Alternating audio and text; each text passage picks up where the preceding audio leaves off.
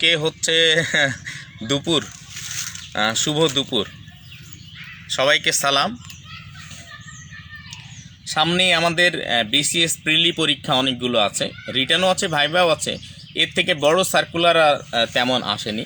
তো আজকে আমরা বিসিএস প্রিলিটা নিয়ে আলোচনা করব। একটা জিনিস মনে রাখবেন যে বিসিএস প্রিলিমিনারিতে কিন্তু আপনার মার্কস হচ্ছে 20। এই 20 মার্কসই কিন্তু রিটার্নে যে 100 মার্কস হয়ে যায়। এবং ভাইভাতে তো ম্যাথামেটিক্স থেকে কোনো কোয়েশ্চান করে না, ইংরেজি থেকে তেমন কোনো কোয়েশ্চান, বাংলা ব্যাকরণ থেকে তেমন কোনো কোয়েশ্চান, সায়েন্স থেকে করে না। মূলত আন্তর্জাতিক ও বাংলাদেশ থেকেই বেশি কোয়েশ্চান হয়। তাহলে জেনারেলি আপনি ধরে রাখেন প্রিলিতে 20 মার্কস, রিটার্নে 100 মার্কস, ভাইভায় 100 মার্কস, 220 মার্কস ডিটারমাইন করে ইন্টারন্যাশনাল অ্যাফেয়ার্স। প্রিলিতে আপনার 20 মার্কসের মধ্যে আপনি 20 মার্কসই পাবেন, কারণ অবজেক্টিভ। আপনি সঠিক অ্যান্সার করলে মার্কস পাবেন, বেঠিক অ্যান্সার করলে মার্কস পাবেন না।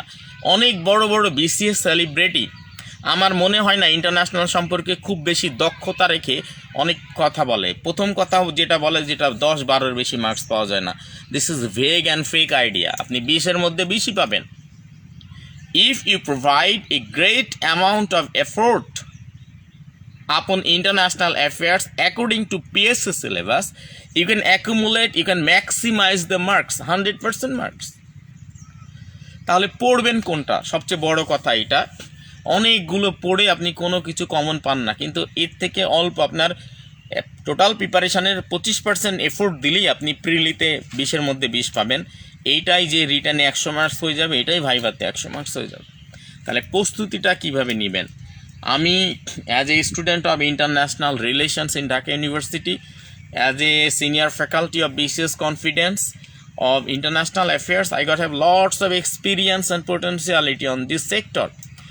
এই জন্য আমি আজকে আপনাদের প্রস্তুতিটা সংক্ষেপে ক্লিয়ার করে দিব। আপনি খুব কনসেন্ট্রেট হয়ে শুনবেন। এর আগে আপনার চালু করেছিলাম, কিন্তু ওই যে কল নোটিফিকেশান, সাউন্ড নোটিফিকেশান এগুলো ছিল, এই কারণে এটা ডিলিট করে আপনার বন্ধ করে দিয়েছে।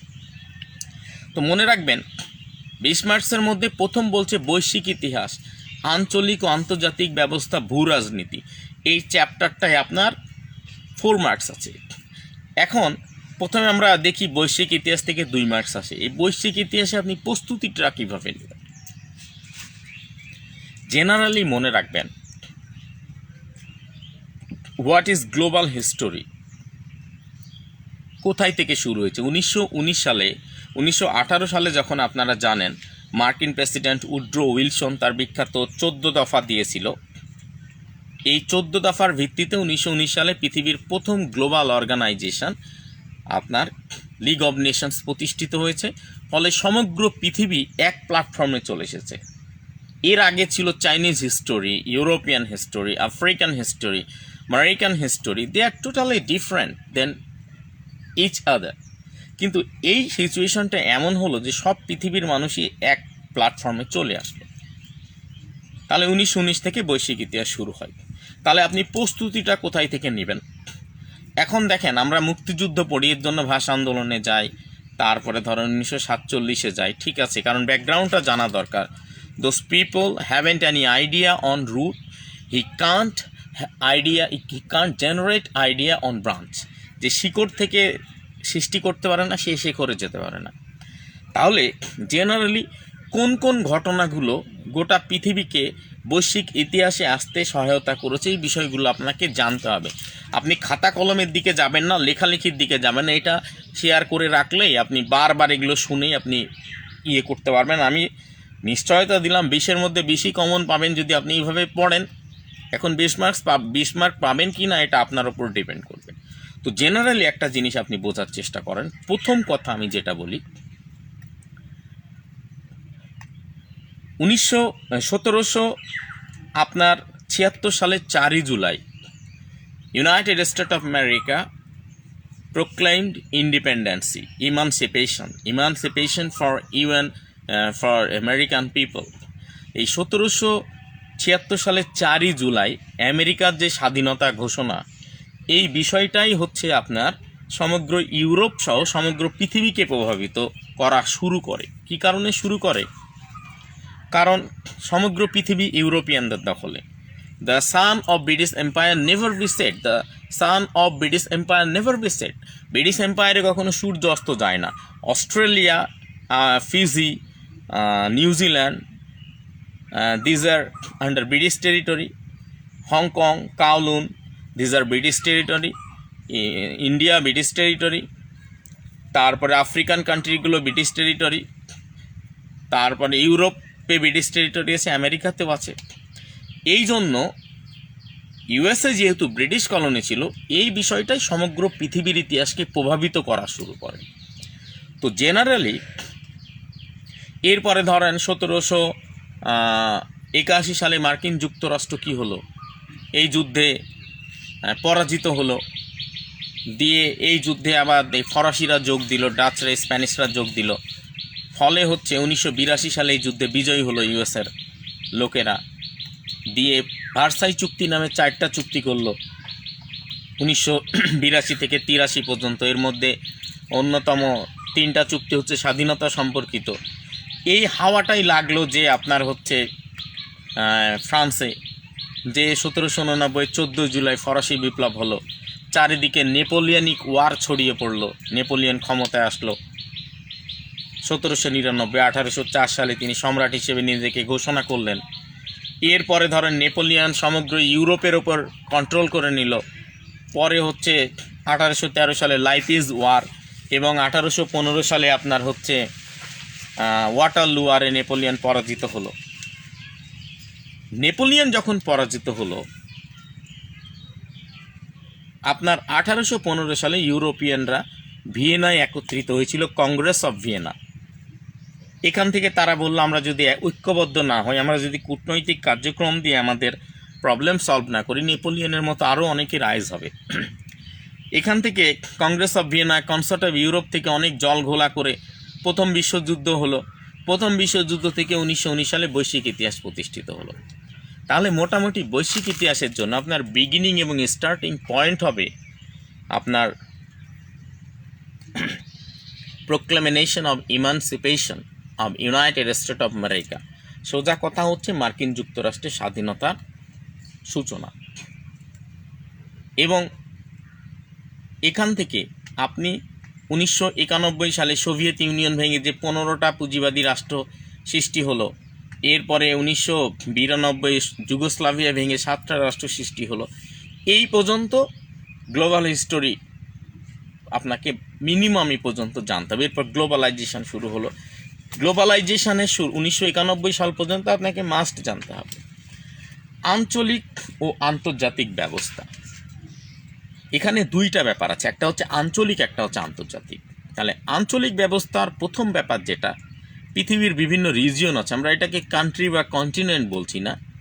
যেমন ল্যাতিন আমেরিকা, ল্যাতিন আমেরিকার কিছু সিস্টেম আছে যেগুলো অন্য পৃথিবীর অন্যান্য অঞ্চলে নাই। ওয়েস্ট ইউরোপ, এখানে কিছু সিস্টেম আছে, political system, economic system, trade system, এগুলো আছে। Scandinavia, Balkan, North Africa, Middle east,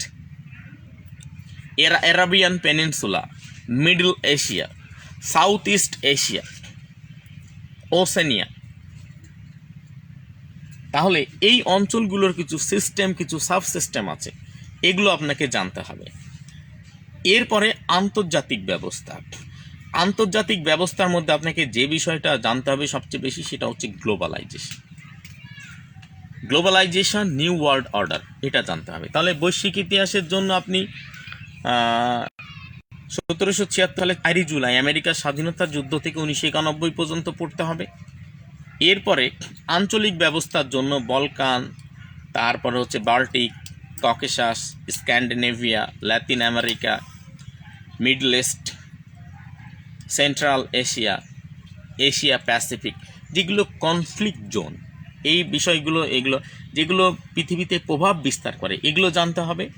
আর আন্তর্জাতিক ব্যবস্থার জন্য নিউ ওয়ার্ল্ড অর্ডার বা গ্লোবালাইজেশনটা আপনাকে ভালো করে জানতে হবে। এরপরে যেটা আসছে জিওপলিটিক্স বা ভূরাজনীতি। এখন একটা জিনিস মনে রাখবেন, একটা রাষ্ট্রর সব কিছু ডিটারমাইন 50% ডিটারমিনেশন হয় যে রাষ্ট্রটা কোথায় অবস্থান করছে। আমরা ভারতকে গালিগালাজ করি, ভারত অবশ্য গালিগালাজ খাওয়ার মতোই অনেক কাজ করেছে, অনেক ভালো কাজও করেছে। এখন যদি আমরা একটা দ্বীপ রাষ্ট্র হতাম তাহলে ইন্ডিয়া আমাদেরকে এরকম অ্যাবজর্ব করতে পারত না। দেখেন ইউএসের যে লোকেশন এবং চীনের যে লোকেশন, ইউএসের এক পাশে হচ্ছে আটলান্টিক, আর এক পাশে হচ্ছে প্যাসিফিক, আর এক পাশে হচ্ছে কানাডা। কানাডা জাস্ট হচ্ছে নট এ মানে that types of state, US satellite state. আর এক পাশে হচ্ছে ফিবল মেক্সিকো। সুতরাং ইউএসের কোনো টেরিটোরিয়াল চ্যালেঞ্জ নাই, এই কারণে ইউএসএ শান্তিপূর্ণভাবে এত উপরে উঠে যেতে পেরেছে। সাইমুলটেনিয়াসলি আপনি যদি চীনের কথা চিন্তা করেন, চীনের হচ্ছে পাশে 14টা রাষ্ট্রের সীমান্ত। Some are fragile, some are feeble, some are broken state, some are rising power, some are economic state, trade super power. তাহলে এতগুলো মাল্টি স্টেটের সাথে 14টা রাষ্ট্রের সাথে conflict and cooperation, turn and twist এগুলো করতে যে চীনের অবস্থা খারাপ। তাহলে সব মিলে চীনের লোকেশন যদি অস্ট্রেলিয়ার মতো জায়গায় হতো, চীনের লোকেশন যদি মার্কিন যুক্তরাষ্ট্রের মতো হতো, তাহলে চীন এত কনফ্লিক্টে যে যাইতো না, এত ক্রাইসিসে যাইতো না, এত সিকিউরিটি হ্যাভক হতো না, চীন অনেক এগিয়ে যেতে পারত। তাহলে একটা দেশের লোকেশনের ওপরে ভিত্তি করে, একটা রাষ্ট্রের লোকেশনের ওপরে ভিত্তি করে ওই রাষ্ট্রটা তার পলিটিক্স, ইকোনমি, ট্রেড এবং কনফ্লিক্ট যেই রকম হয়, এইটাই হচ্ছে আপনার জিও পলিটিক্স। সুতরাং জিওগ্রাফিক্যাল লোকেশনের ওপর বেস করে যে পলিটিক্সগুলো হয়, এগুলোই জিও পলিটিক্স। তাহলে ফার্স্ট চ্যাপ্টারে 4 মার্কস গেল। এরপরে আরেকটা চ্যাপ্টার আছে অত্যন্ত লুক্রেটিভ, কিন্তু সবাই এটা এড়িয়ে যায়। আমি দেখেছি যেদিন থেকে আমি ইন্টারন্যাশনালি ক্লাস নেওয়া শুরু করেছি নতুন সিলেবাসে, সবাই দেখি এই চ্যাপ্টারটাকে এড়িয়ে যায়। এখানে 4 মার্কস আছে, আন্তঃরাষ্ট্রীয় ক্ষমতা সম্পর্কে এবং আন্তর্জাতিক নিরাপত্তা। এটা সম্পূর্ণ এড়িয়ে যায়, ম্যাক্সিমাম সিলেবাস শেষ হয়ে যায় কিন্তু এই চ্যাপ্টারটা হয় না। একটা ক্লাস 3 বার 4 বার 5 বার করে হচ্ছে, কিন্তু এই ক্লাসটা হয় না। কিন্তু এখানে 2 মার্কস 4 মার্কস পাওয়া খুব সুবিধা। এখন দেখেন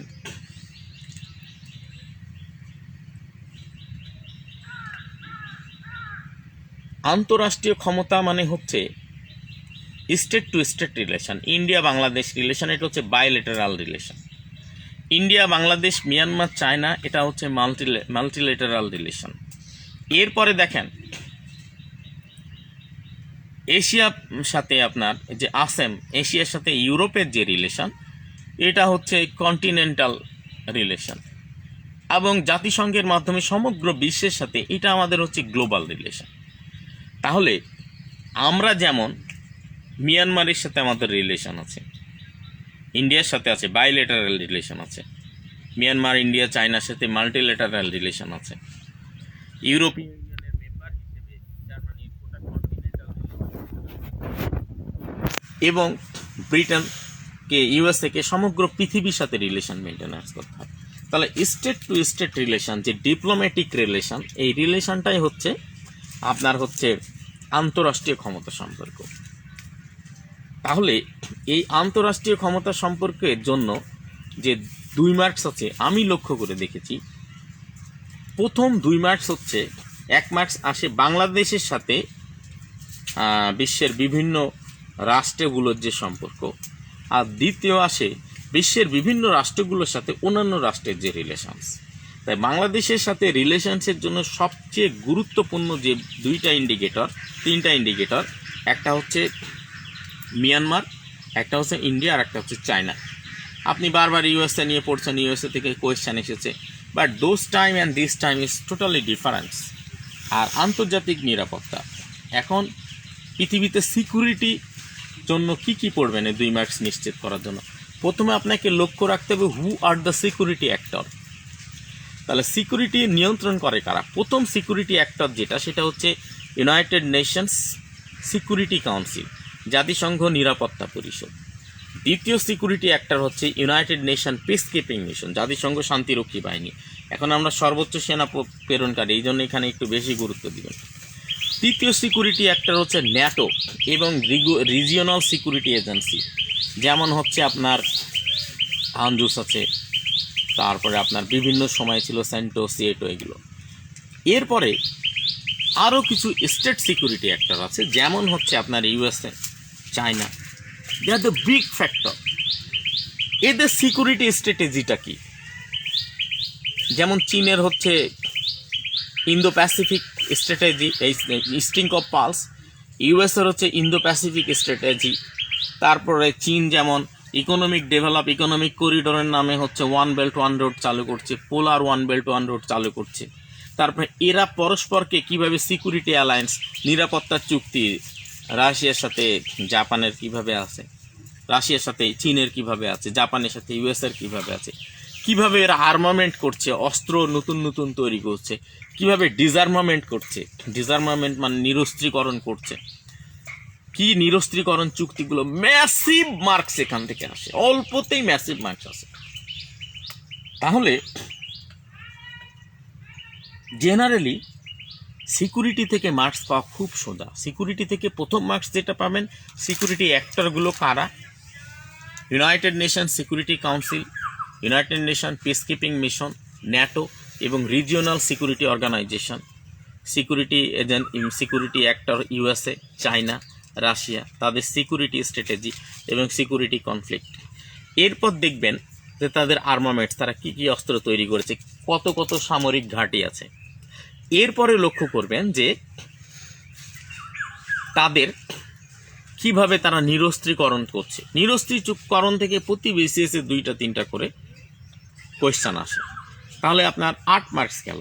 এবার তৃতীয় ব্যাপার যেটা আন্তর্জাতিক পরিবেশ, ইস্যু ও কূটনীতি। আমি সবাইকে বলেছি যে সবচেয়ে সোজা হচ্ছে এই জায়গা থেকে মার্কস পাওয়া।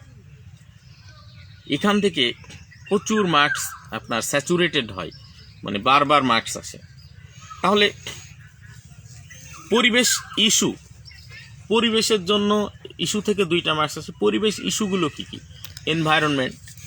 Environment degradation, environment pollution, carbon tax, greenhouse effect, global warming, climate change, carbon trade, sea level rising, blue economy, green banking, green chemistry, eco park, safari park,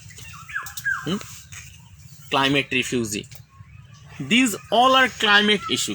লক্ষ্য রাখবেন কন্টেম্পোরারি কপ সম্মেলনে যে বিষয়গুলো নিয়ে সবচেয়ে বেশি আলোচনা হচ্ছে সেইগুলোই থেকেই কোয়েশ্চেন আসে। তাহলে এগুলো গেলে ইস্যু, এখানে আপনি পাবেন 2 মার্কস। আর ইস্যুর পরে আপনার ডিপ্লোমেসি থেকে 2 মার্কস আসে।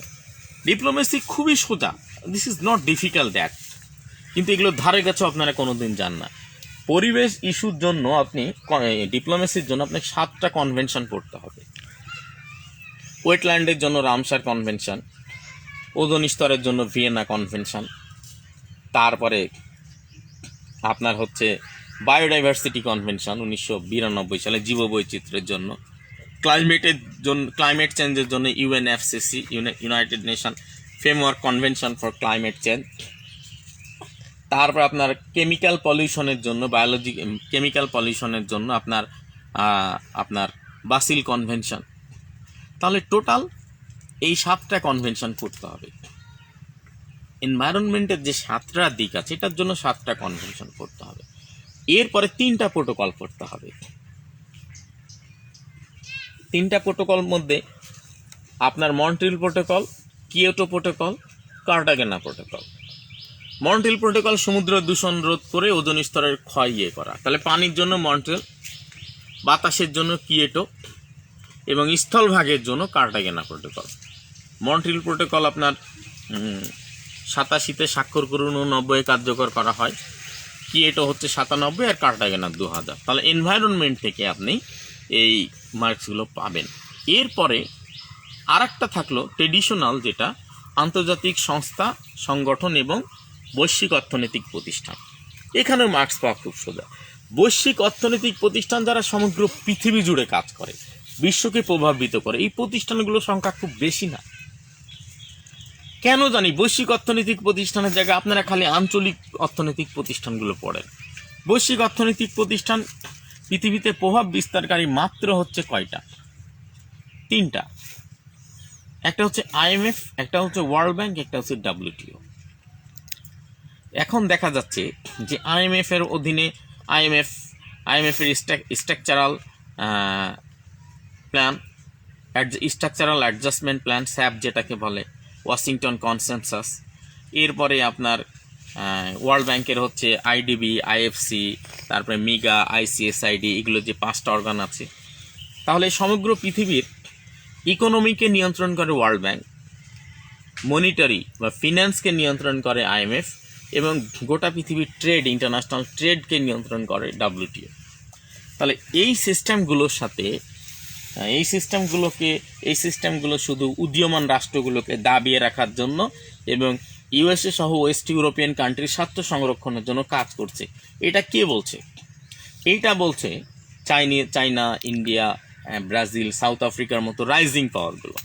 তাহলে তারা কি তৈরি করলো? ব্রিক্স, এনডিবি, এআইআইবি তৈরি করলো আইএমএফ, ওয়ার্ল্ড ব্যাংক, ডাব্লিউটিওর কাউন্টার হিসেবে। তাহলে আপনাকে বৈশ্বিক অর্থনৈতিক প্রতিষ্ঠানে কি পড়তে হবে? এই ফিনান্সের জন্য আইএমএফ, ইকোনমির জন্য ওয়ার্ল্ড ব্যাংক এবং ট্রেডের জন্য ডাব্লিউটিও। আর এদের কাউন্টার 3টা অর্গানাইজেশন, ব্রিক্স, এআইআইবি, তারপর এনডিবি। এগুলোর অ্যাক্টিভিটিসগুলো আপনাকে ভালো করে পড়তে হবে। এর বাইরে যে অর্গানাইজেশনগুলো আছে, অনেক অর্গানাইজেশন আছে, অনেক অর্থনৈতিক প্রতিষ্ঠান আছে, মানে বৈশ্বিক না, শুধু অর্থনৈতিক প্রতিষ্ঠান আছে, রিজিওনাল অর্থনৈতিক প্রতিষ্ঠান আছে। যেমন আপনার ইউরোপীয় ইউনিয়ন আছে, আফ্রিকান ইউনিয়ন আছে, আসিয়ান আছে, তারপরে আপনার সার্ক আছে, তারপরে আপনার বিমস্টেক আছে, তারপরে আপনার জিসিসি আছে, বেনেলাক্স আছে। মোটামুটি আপনার মনে রাখতে হবে যে অর্গানাইজেশনগুলোতে আমরা বেশি মাত্রায় ইনভলভ। এরপরে ধরেন আঞ্চলিক অর্গানাইজেশন আছে, যেমন আপনার আরবের জন্য আরব লীগ, তারপরে মধ্য এশিয়ার জন্য আপনার ইকো, তারপরে একই সাথে অর্থনৈতিক এবং রিজিওনাল অর্গানাইজেশন আছে অনেক। এগুলো পড়তে হবে। লাস্ট সাম্প্রতিক এবং চলমান। সাম্প্রতিক এবং চলমান নতুন কিছু না। আমি আপনাকে এখান থেকে প্রস্তুতি নেওয়ার খুব সোজা উপায় বলে দিই। সাম্প্রতিক এবং চলমানটা আপনার এই যে উপরের যে 16 মার্কস আলোচনা করলাম, এই 16 মার্কসের এই চ্যাপ্টারগুলোর আপনি যে বছর পরীক্ষা দিচ্ছেন সেই 1 বছর আগে থেকে শুরু করে কোন কোন আপডেটগুলো হচ্ছে, এই আপডেট ভার্সনগুলোকে আপনাকে জানতে হবে। প্রথম কথা সাধারণত এনভায়রনমেন্ট এবং সিকিউরিটি আপডেট হয়, মানে প্রতি বছর সিকিউরিটির ওপরে কি হয়, চুক্তি হয়। প্রতি বছর বিশেষ করে কপ সম্মেলন হয়, কনফারেন্স অফ দ্য পার্টিস প্রতি বছর হয়। তারপর নিউক্লিয়ার ডিল হয়, আপনার পারমাণবিক চুক্তি হয়। জাতিসংঘের বাৎসরিক সাধারণ পরিষদের প্রতি বছর সম্মেলন হয়। এই সম্মেলনগুলোতে কি কি সিদ্ধান্ত বিষয়ে আলোচিত হয়, এগুলোর উপরে গুরুত্ব দিবেন, 1 মার্কস পাবেন। কপ, পরিবেশ সম্মেলন। এই পরিবেশ সম্মেলনে 1 বছর এই পরিবেশ সম্মেলনে কি আলোচনা হচ্ছে ওগুলো পড়বেন, ওখান থেকে 1 মার্কস পাবেন আপনি, এনভায়রনমেন্ট রিলেটেড। এরপরে দেখবেন যে নিরাপত্তা পরিষদে পৃথিবীর সিকিউরিটির জন্য কোন কোন বিষয়গুলো আলোচনা হচ্ছে এবং কি কি নিউক্লিয়ার ডিল হচ্ছে, এখান থেকে 1 মার্কস পাবেন। আর বিভিন্ন সংস্থায় যে আপডেট হচ্ছে, সদস্য আসতে যাচ্ছে, নতুন নতুন প্ল্যান হচ্ছে, এখান থেকে আপনি 1 মার্কস পাবেন। তো এইভাবে যদি প্রস্তুতি আপনি নেন, আপনি সবই মুখস্থ করতে পারবেন না, কিন্তু কন্ডিশন আপনি সব কমন পাবেন, 4টা অপশনের মধ্যে দেখবেন। কিন্তু এই প্রস্তুতি নিতে আপনি যদি 20 ইউনিট পরিশ্রম দরকার হয়, আপনি 200 ইউনিট পরিশ্রম করেন, কিন্তু আপনি মার্কস পান না। কেন? আপনি উল্টা পাল্টা পড়েন। বিভিন্ন বড় বড় বিসিএস সেলিব্রিটি, অমুক তমুক, হ্যান ত্যান, দে আর এক্সপার্ট, দে আর ক্যাডার এক্সেট্রা, কিন্তু ইন্টারন্যাশনালের জন্য আপনাকে ইন্টারন্যাশনাল বিষয়ে এক্সপার্টের ওপিনিয়ন নিতে হবে। আপনি এই জায়গাটাই যদি আপনি এই সিলেবাস ধরে ধরে পড়েন, পিএসসি একটা সাংবিধানিক প্রতিষ্ঠান, সিলেবাসের বাইরে সে কখনো কোয়েশ্চেন করবে না। সিলেবাসের বাইরে কোয়েশ্চেন করলেই তাকে কি করতে হবে, জনস্বার্থে যে কেউ তার বিরুদ্ধে মামলা করে দিবে।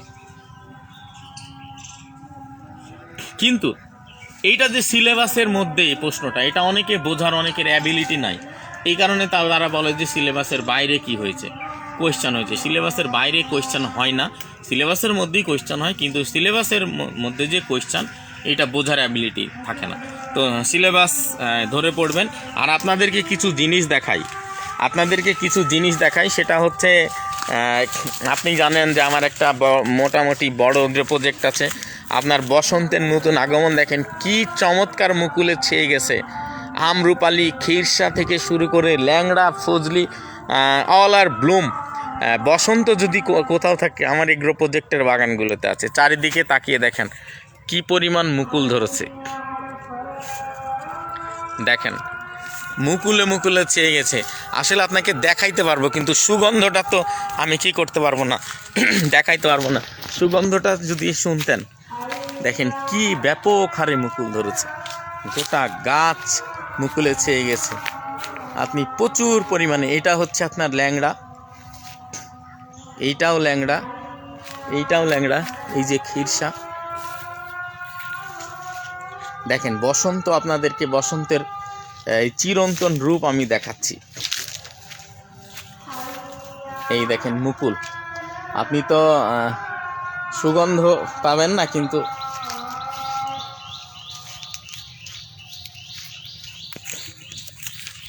চতুর্দিকে তাকিয়ে দেখেন এই যে পাখিরা ডাকছে, শুনতে পাচ্ছেন? পাখিরা ডাকছে। বাগানে প্রতিটা জায়গায় পাখি আর কাঠবিড়ালিগুলো সব বিভিন্ন সময় ছুটে বেড়ায়, এখন চোখে পড়ছে না। চতুর্দিকে বসন্ত এসে গেছে। আপনাদের জীবনেও বসন্ত চলে আসছে, কারণ এতগুলো সার্কুলার আমি সাধারণত বিসিএসে দেখি না। এর মধ্যে আপনারা পিলিতে ইনশাল্লাহ টিকে যাবেন সবাই, আমি দোয়া করি।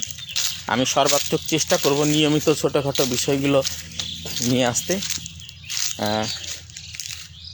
খেজুরের গুড় শেষের পথে, শেষ হয়ে গেল প্রায়, এখন আম।